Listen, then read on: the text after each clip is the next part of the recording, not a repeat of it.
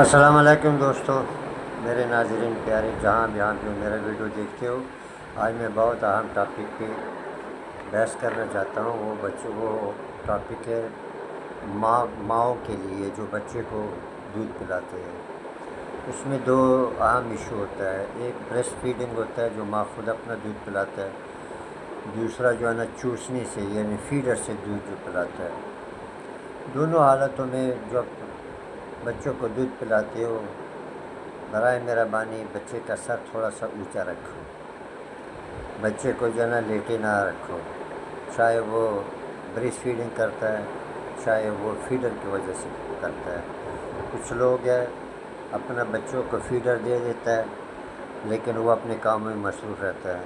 ظاہر بات ہے کام تو کرنا پڑتا ہے۔ اگر ایسے بچے جو صرف فیڈر کے ذریعے فیڈ کرتا ہے، اس کے لیے نیچے ایک ایسا سا آسان سے سرانا رکھو کہ اس کا سر تھوڑا سا ذرا ایسی پوزیشن میں ایکسٹینشن پوزیشن میں ہو معمولی سے، تاکہ فیڈر جو دودھ پیتے فیڈر کے ذریعے، اس میں کچھ بچے ایسے ہوتے ہیں جو جلد بازی کرتے ہیں، جلدی دودھ پیتے ہیں، اور اس میں سانس کا جو مسئلہ ہوتا ہے اس میں ایک وقفہ نہیں آتا،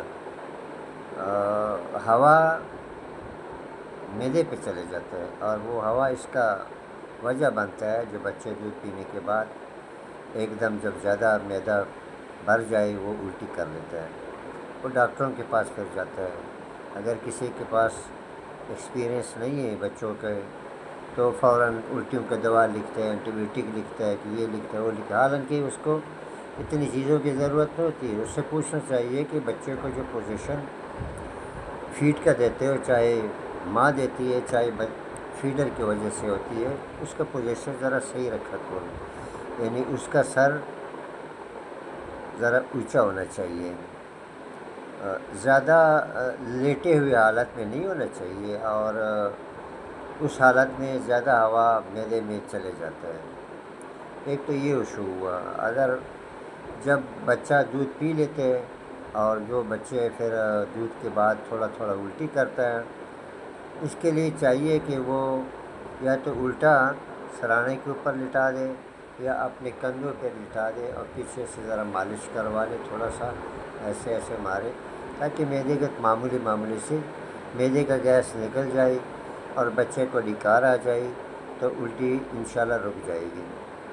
اگر وہ بھی اس کے ذریعے بھی نہیں ہوتا تو تھوڑا بہت تو پھر میڈیسن کی ضرورت پڑ جاتی ہے، تاکہ معدے کا گیس فیڈر کے بعد جو ہے نا وہ خارج ہو جائے۔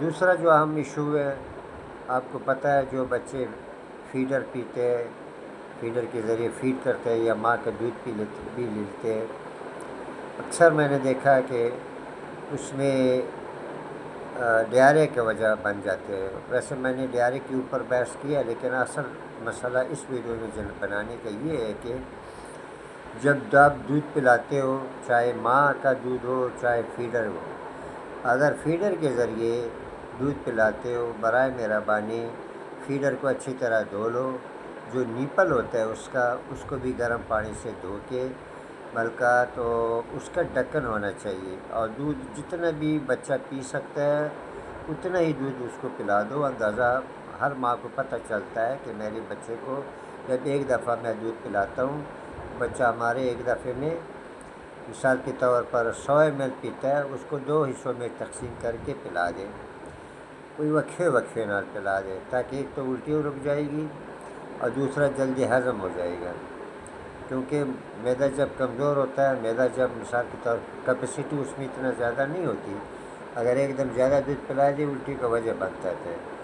اور سب سے بڑا اہم ایشو یہ ہوتا ہے کہ فیڈر کے دوران میں یا بریسٹ فیڈر کے دوران میں، خصوصاً گرمیوں کے موسم میں جب دودھ پیتا ہے، اس میں نے دیکھا، نوٹ کیے، ادھر کلینک میں آتے ہیں میرے سامنے، جب دودھ پلا لیتے ہیں پھر فیڈر جو ہے نا وہ رکھ لیتے ہیں، وہ نیچے گر جاتا ہے، اس کا نیپل جو ہے نا وہ انفیکٹڈ ہو جاتی ہے۔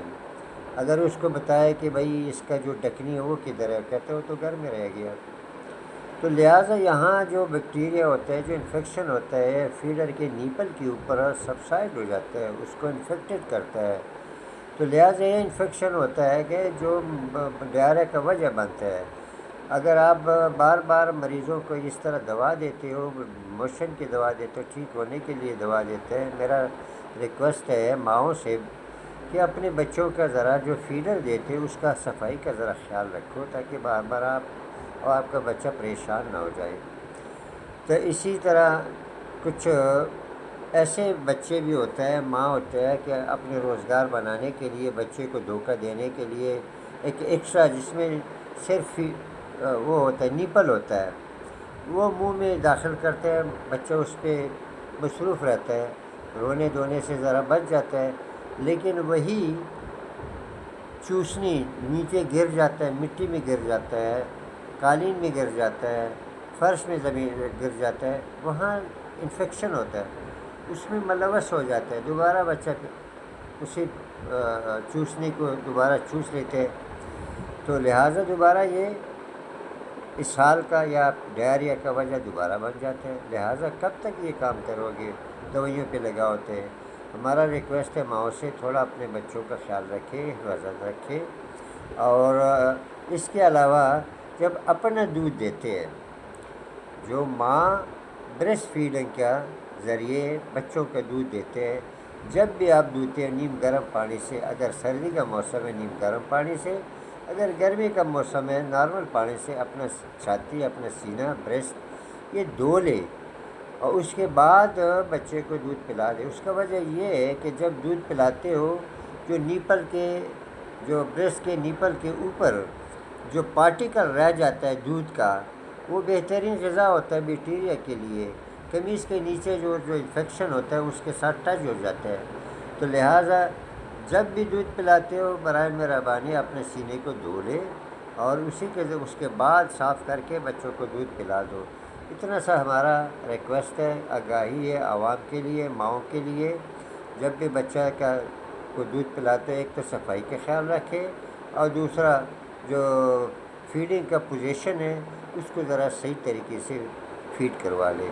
باقی امید ہے کہ ہماری ویڈیو سے آپ کو لوگوں کو فائدہ پہنچے. میں بہت عام سے لفظوں میں سمجھانا چاہتا ہوں تاکہ اس پہ ہمارے مائیں بہنیں جو بچوں کو دودھ پلاتے ہیں اس کو سمجھ سکیں.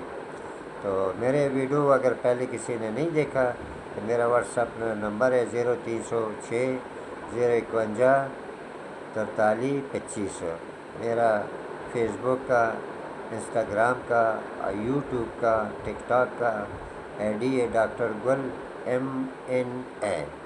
اس پہ ہماری جو دوسرے ویڈیو ہے وہ ہم نے یہ نہیں کہتے اس کو سبسکرائب کرے، اس کو شیئر کرے، فلان کرے تاکہ ہمارا کوئی نمبر بن جائے، ہمارے میں مشہوری ہو جائے. نہیں، ہمارا اصل مقصد یہ عوام کو جو ہمارا میسج ہے، جو ہم نے محنت کی ہے، اور وہ میسج سب بالکل آسان لفظوں میں نے میسج عوام تک پہنچانا ہے.